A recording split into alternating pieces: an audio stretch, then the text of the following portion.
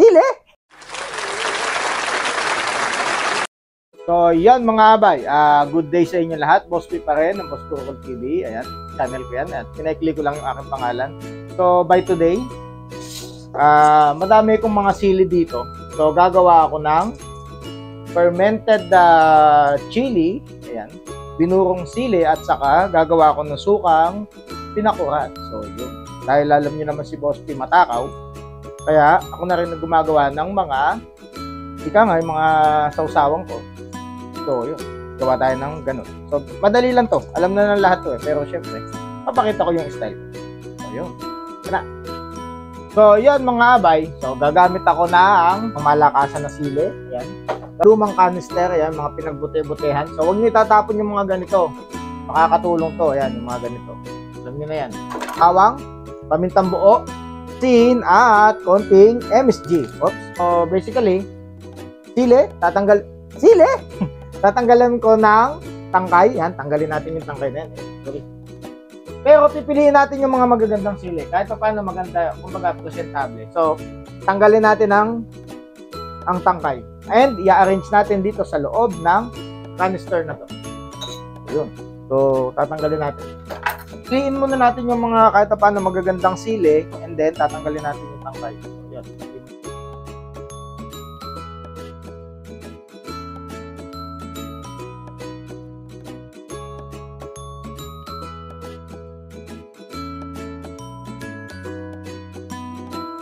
So, ito muna. So, yan, tanggalin natin yung tangkay para malinis natin may lalagay sa lagayan. Tanggalin natin.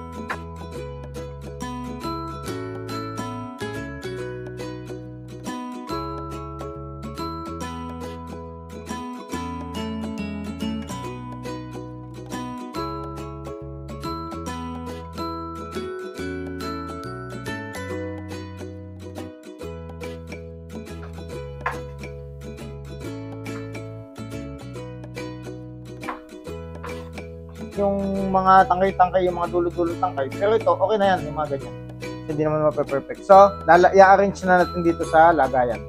So, ganyan lang siya. Yan. Lalagay lang natin ng maramihan.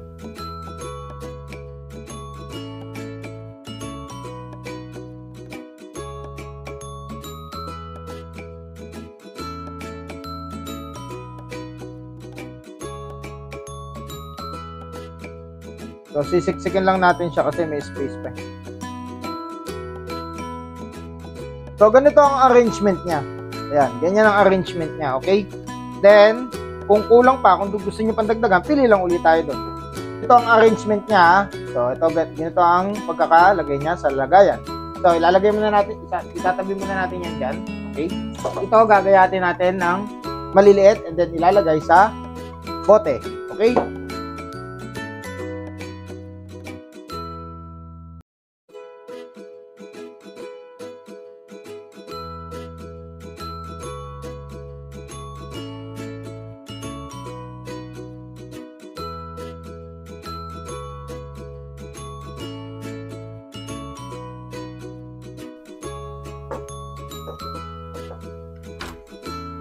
Okay, so nagayat na natin mga sili. Ang gagawin natin, lalagay na lang natin dito sa bote. Wait lang.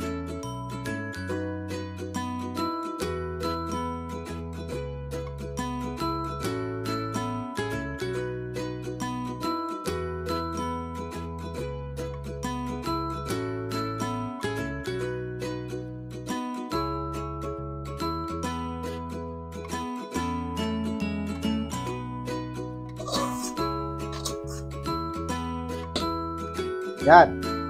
Nalagay na. So, ito na. Nalagay na natin to. Nalagay na rin natin nung sili dito. So, lalagyan na lang natin ng bawang.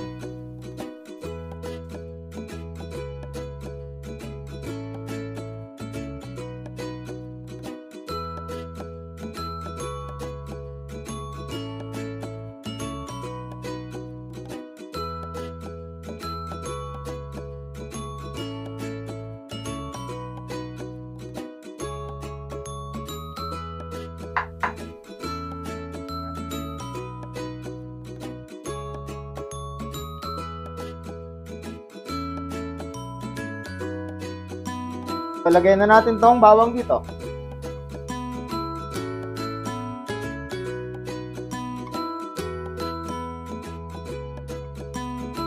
Yan. Asin. Lagyan natin asin. Okay. Okay na yun. Tapos ito, lagyan natin asin.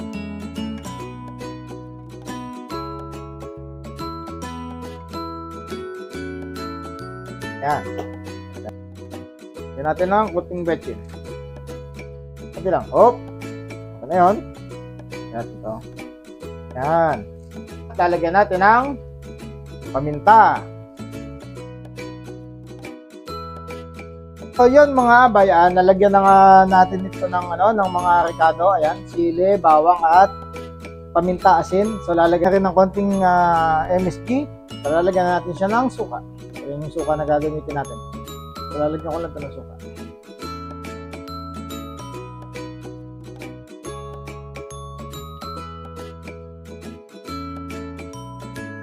So ito na yung mixture na ginawa natin. So basically, ayan siya.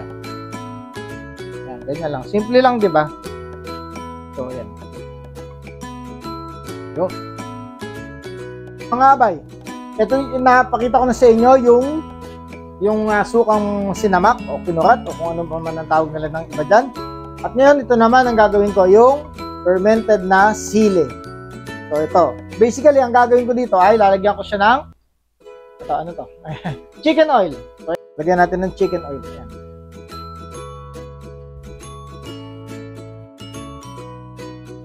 Kulang ang chicken oil, katulad nito, kulang ang chicken oil, ayan. So, dadagdagan ko siya ng ayan, pure vegetable oil. Lagyan natin ng vegetable oil.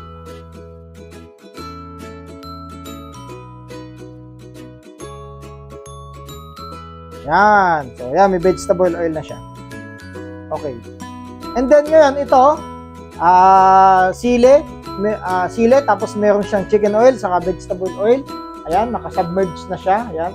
Ang gagawin ko na lang dito, isasalang ko siya doon sa sakalan. Isasalang natin para uminit. Para sa ganun ay maluto ng konti yung sili.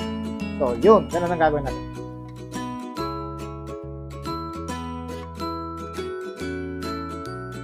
So, yun nga mga abay. Ito na yung ginawa natin na sukang pinakurat o sukang sinamak. Yan, bahala na kayo kung ano yan.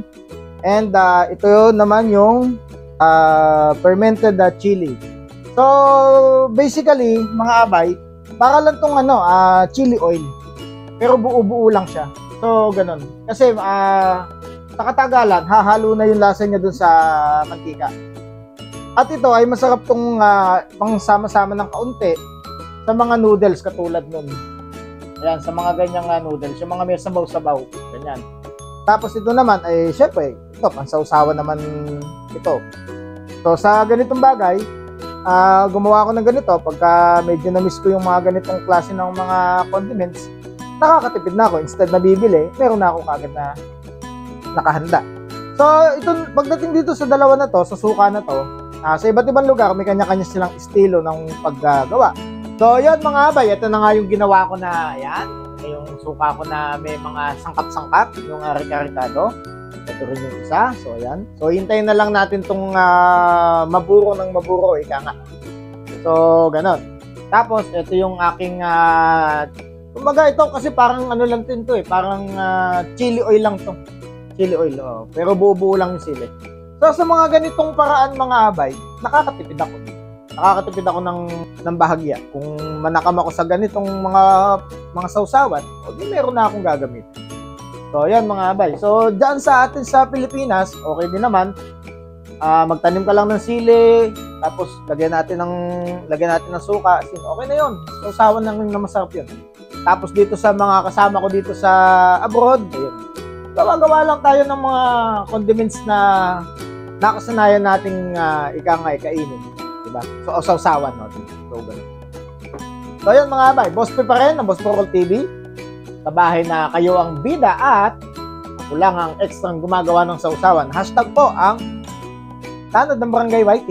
Ayan, madami ng Barangay Tanod ng Barangay YT. Pero, yun, sena rin ako doon.